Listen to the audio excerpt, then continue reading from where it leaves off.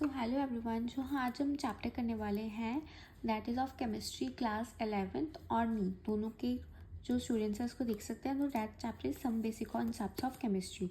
सो हम शुरू से शुरुआत करते हैं। That is a matter.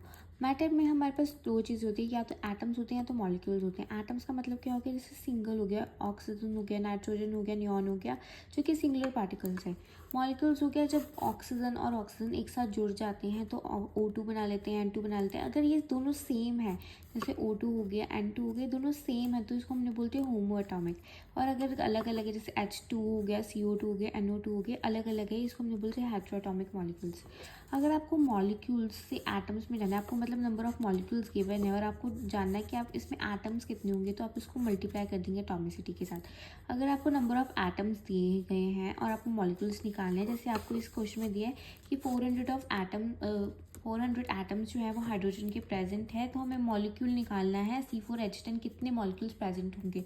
तो आपने क्या किया, एटम्स को जो एटम्स हमें दिया है तो फिर हम मॉलिक्यूल्स निकालने के लिए आपने नंबर ऑफ एटम्स को क्या किया, एटॉमिसिटी से डिवाइड कर दिया। एटॉमिसिटी क्या होती है, एटॉमिसिटी होती है जितने भी नंबर ऑफ हाइड्रोजन प्रेजेंट है इस कंपाउंड में। एटॉमिसिटी 10 होगी तो हमारे पास 40 टोटल आंसर आ गया। जैसे हमारे पास N2O5 है, दिस इज वन मॉलिक्यूल, पूरा ये मॉलिक्यूल बना रहा है। N2O5 एक पूरे मॉलिक्यूल्स के अंदर दो जो मॉलिक्यूल्स हैं वो किसके हैं, नाइट्रोजन के हैं, और 5 मॉलिक्यूल्स किसके हैं, ऑक्सीजन के हैं। इसकी एटॉमिसिटी निकालनी है, अगर सिर्फ एटॉमिसिटी निकालनी है आपको नाइट्रोजन की तो आपको एटॉमिसिटी 2 आएगी, ऑक्सीजन की निकालनी हो तो सिर्फ 5 आएगी। और अगर एटॉमिसिटी निकालनी पूरे मॉलिक्यूल की 2 + 5 कर दो तो फिर आपके पास आ जाएगी 7। फिर उसके बाद हमारे पास आते हैं सब एटॉमिक पार्टिकल्स। एटम्स के अंदर 3 चीज़ें हमारे पास होती हैं, that is electron, proton and neutron. So electron का मास कितना होता है, डेट इज़ 9.1 × 10⁻31। प्रोटॉन के बारे में बात करें तो 1.67 × 10⁻27 kg, ये kgs में है। न्यूट्रॉन का भी ऑलमोस्ट सेम ही होता है, सिमिलर होता है, मतलब डिफरेंस होता है कुछ आगे जाके। तो आप अप्रॉक्सीमेटली 1.67 × 10⁻27 याद कर सकते हैं। चार्ज की बात करें तो जो इलेक्ट्रॉन होता है उस पर चार्ज होता है, डेट इज़ 1.6 × 10⁻19 कूलम। और प्रोटॉन के ऊपर भी चार्ज होता है 1.6 × 10⁻19 कूलम। और न्यूट्रॉन जो है वो न्यूट्रल होता है, ठीक है। सो उसके बाद मेरी तरफ से एडवाइस है, अगर आपको ये चैप्टर अच्छे से करना है तो आपको पहले 30 जो एटम्स हैं उसका आपको एटॉमिक मास याद करना होगा, ठीक है। क्रिस क्रॉस मेथड क्या होता है, सोडियम फॉस्फेट अगर आपको दिया है तो आपको उसका फॉर्मूला निकालना है, डेट इज़ दिस। तो आपको सोडियम का पता होना चाहिए, वैलेंसीज पता होनी चाहिए। सोडियम पे +1 होती है और PO4 -3, इस पे -3 की वैलेंसी होती है, तो क्रिस क्रॉस हो जाता है। 3 जो है इसके पास चली जाती है और 1 इसके पास चल जाती है, तो ये Na3, देखो इसका -3 इधर चला गया और ये सोडियम के साथ अटैच हो जाता है। ये वाला आपको 10th में मेथड ऑलरेडी करवाया होता है, ठीक है। ऐसे ही आप करके निकाल सकते हैं, इसको आप एस फॉर्म में भी लिख सकते हो। उसके बाद हम बात करते हैं एटॉमिक मास, एटॉमिक नंबर की या मास नंबर की। एटॉमिक नंबर जो होता है हम Z से रिप्रेजेंट करते हैं। It tells about the protons present in the nucleus of an atoms. Atomic number हमें किसके बारे में बताता है कि कितने नंबर ऑफ प्रोटॉन्स प्रेजेंट है। मतलब एटॉमिक नंबर को हम डायरेक्टली प्रोटॉन बोल सकते हैं। मैंने बोला ना कि एटम के अंदर प्रोटॉन, न्यूट्रॉन और इलेक्ट्रॉन प्रेजेंट होता है, तो फिर atomic number is equals to the proton, कि कितने नंबर ऑफ प्रोटॉन जो एक न्यूक्लियस के अंदर प्रेजेंट होते हैं। मास नंबर ए होता है, तो नंबर ऑफ न्यूक्लियॉन्स। अब न्यूक्लियॉन्स कितने प्रेजेंट होते हैं, अब न्यूक्लियॉन्स कहते हैं proton plus neutron equals to nucleons. Protons के नंबर को मिला के और न्यूट्रॉन्स के नंबर को मिला के हम बोल देंगे न्यूक्लियॉन्स, तो उसको हम बोल देंगे मास नंबर। तो मतलब मास नंबर क्या हो गया, प्रोटॉन के नंबर और न्यूट्रॉन के नंबर को मिला के हम बोल देंगे कि this is the mass number present in the nucleus of the atom, ठीक है।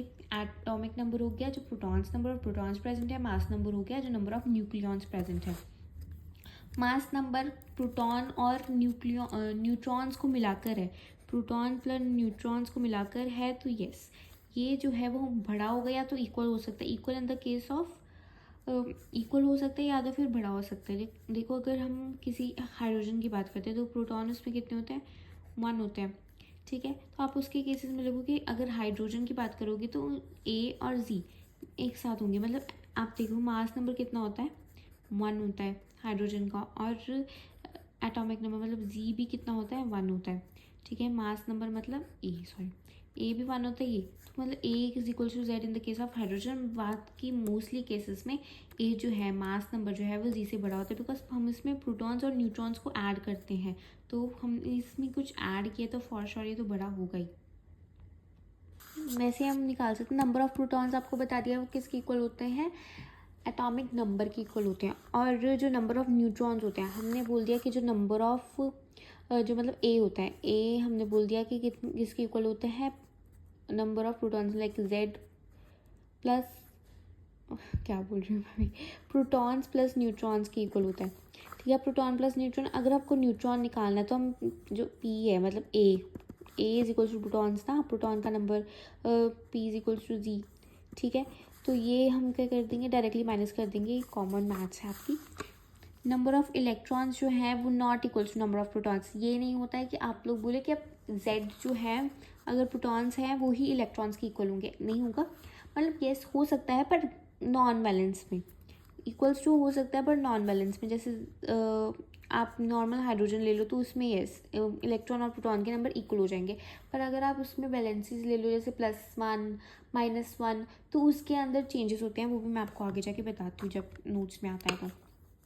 ये देखो यहाँ पे ऐसे इसको रिप्रेजेंट करने का तरीका होता है, जो नाइट्रोजन होता है उसके नीचे जो लिखा होता है that is a atomic number, जिसको हमने बोल दिया वो नंबर ऑफ प्रोटॉन्स, और जी से हम रिप्रेजेंट करते हैं इसको। और ऊपर हो गया मास नंबर जिसको ए से रिप्रेजेंट करते हैं, और जो होता है नंबर ऑफ न्यूक्लियॉन्स, न्यूक्लियॉन्स मतलब प्रोटॉन्स प्लस न्यूट्रॉन्स। ठीक है, इसमें हमने लिख दिया कि प्रोटॉन कितने हैं 7 हैं, और न्यूक्लियॉन नहीं, ये है नंबर ऑफ न्यूट्रॉन्स। न्यूट्रॉन्स कैसे निकाला हमने, 14 - 7 करके हमने न्यूट्रॉन्स निकाल लिया। कुछ भी डाउट होगा तो कमेंट सेक्शन में लिख देना, मैं आंसर कर दूंगी।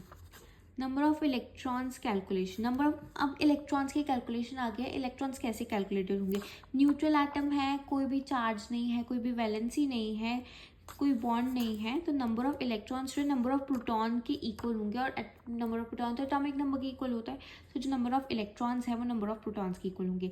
अगर आपके पास कोई चार्ज एटम आ जाता है, आयन आ जाता है, या तो रेडिकल आ जाता है, तो number of electrons is not equals to number of protons. अब इसमें क्या होता है, हमारे पास दो केसेस आ जाते हैं, एक तो कैटायन आ जाता है और एक जो एनायन आ जाता है। कैटायन कैसे होता है, form by the loss of electron. Loss of electrons मतलब नेगेटिव चार्ज हम लूज करें तो कैटायन पे चार्ज होगा पॉजिटिव, ऐसा होगा जिसपे पॉजिटिव चार्ज होंगे, तो उसमें अगर हम भी नंबर ऑफ इलेक्ट्रॉन्स निकालने होंगे तो हम क्या करेंगे, उसके चार्ज को माइनस करेंगे।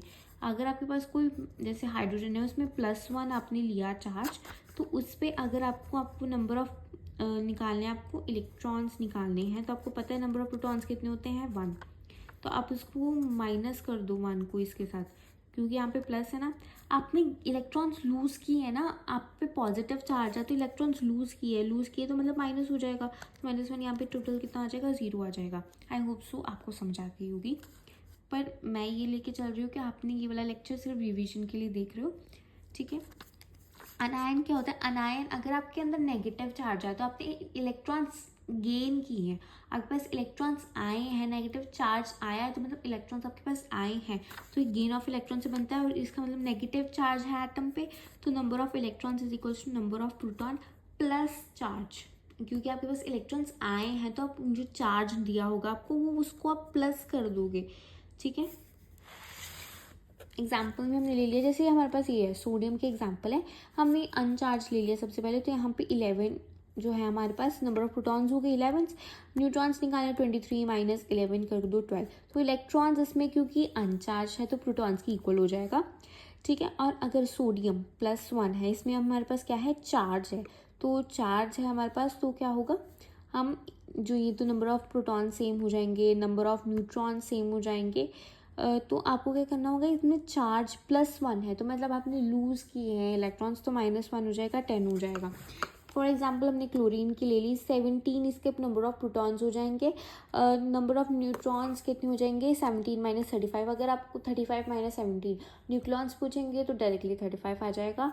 इसमें जो नंबर ऑफ इलेक्ट्रॉन्स हैं वो 17 ही रहेंगी, इसमें जो है जो नंबर ऑफ इलेक्ट्रॉन्स होंगे वो -1 है, तो इट मीन्स दैट हमें इलेक्ट्रॉन्स आए हैं, हमने गेन किए हैं इलेक्ट्रॉन्स, तो इसमें क्या कर देंगे हम 18 हो जाएंगे, 17 पे हमने +1 कर दिया तो यहाँ पे आ गया number of electrons is equals to 18। ठीक है, दिस इज़ एक और एग्जाम्पल ले रहे हैं. This is the example. हमने नंबर ऑफ प्रोटॉन्स देखो, आप खुद करने की कोशिश करो. प्रोटॉन्स कितने होंगे हमारे पास 8. ठीक है. हमारे पास न्यूट्रॉन्स कितने होंगे 16 minus 8, that is 8 as well. ठीक है. अगर हमारे पास -2 चार्ज है, मतलब हमने क्या किया है, इलेक्ट्रॉन्स को गेन किया है, तो हम क्या करेंगे, जो 8 होगा उसके अंदर 2 को प्लस कर देंगे, दैट मीन्स इट्स 10. ठीक है. ये नहीं रिप्रेजेंट करता कि हमारा 1 कूलम चार्ज है या फिर क्या है. ये रिप्रेजेंट करते हैं कि हमने 2 इलेक्ट्रॉन्स को गेन किया है. रिलेटिव चार्ज -1 है, एग्जैक्ट और एब्सोल्यूट चार्ज -1 होगा. ठीक है. -2 आना था शायद. ठीक है. तो इसका मतलब कितना चार्ज हो गया, 1 इंटू -1.6. मतलब आपको कूलम में कन्वर्ट करना है तो आपको उसको एग्जैक्ट 1.6 इंटू 10⁻⁻19 से मल्टीप्लाई करना होगा. Change in electron causes change on atom. Change अगर इलेक्ट्रॉन में हो रहा है तो फिर change in electron causes change on atom. जो कि केमिकल रिएक्शन होती है, इलेक्ट्रॉन्स का गेन और लूज होना, तो उसमें एटम्स में भी फ़र्क पड़ता है. अब आप CO2 लो. ठीक है. 1 molecules of CO2 has 1 atom of C and 2 atom of oxygen. आपको दिख रहा है एक मॉलिक्यूल CO2 का, इसमें एक एटम जो है कार्बन का है और 2 एटम किसके, ऑक्सीजन के हैं.